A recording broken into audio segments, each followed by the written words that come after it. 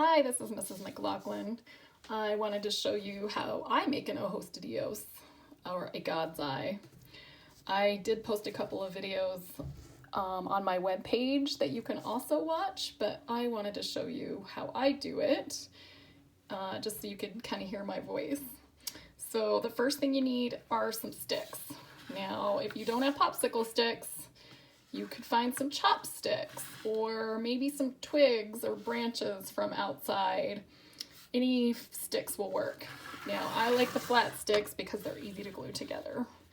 So the first thing I'm gonna do is just put a little dot of glue kind of right in the middle and glue my sticks together.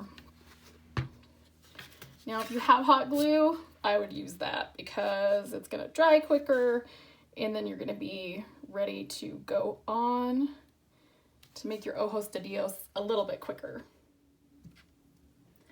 So while my glue is drying, I looked around for some materials to make my Ojos de Dios, and anything that's kind of long and fibery will work. So if you have twine, that's good. Yarn is probably my favorite. You could also use anything like embroidery floss or thread. Even a pipe cleaner will work.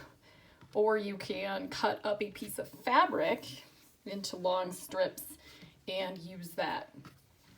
So now that my glue is dry, I'm gonna choose my piece of yarn and get started. So the first thing I like to do is wrap the center. And when I wrap the center, I try to make it look like the letter X. So I'm just going to place my yarn kind of right over the center. And you can take that little tail and just tuck it under.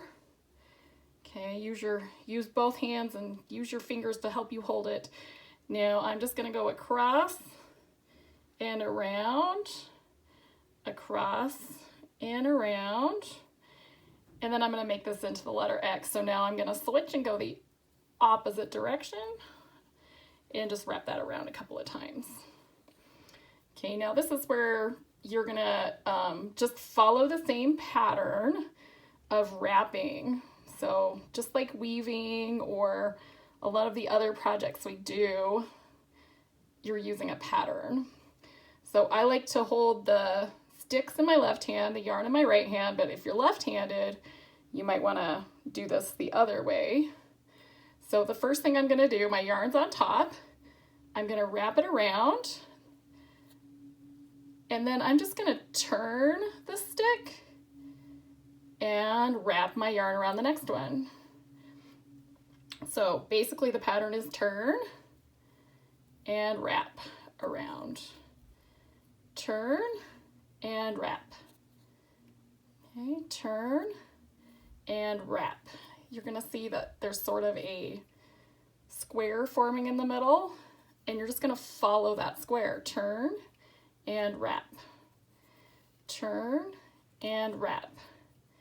Turn and wrap. It's the same pattern over and over. Turn and wrap. So now that I'm at the end of my yellow yarn, I'm going to get a new piece so I can keep going with my design. This time I'm going to change colors. And this is just like when we did weaving. We're going to tie the two pieces of string together. So the easiest way to do that is to line them up together. Wrap them both around your finger. Okay, I kind of created that letter O I always talk about when you're tying a knot. And then pull those little tails through, pull it tight, and voila, they're tied together. So I'm just gonna trim off that little tail there where my knot is. And I'm gonna keep going with my pattern. Turn and wrap, turn and wrap. Okay, now my knot's kind of showing there, but I'm not gonna worry about that because I can go back in and fix that later.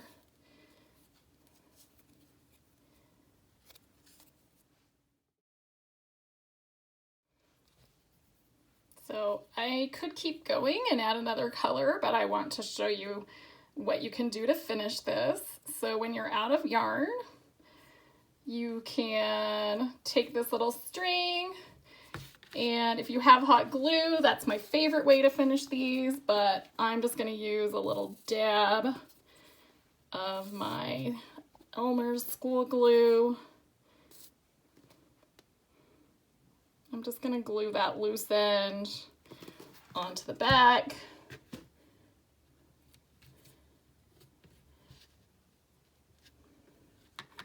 Okay, I'll need to let that dry so it doesn't come apart. And then you can also get creative, and you could find some feathers, find some beads. You can glue those on with your glue, your hot glue, your Elmer's glue.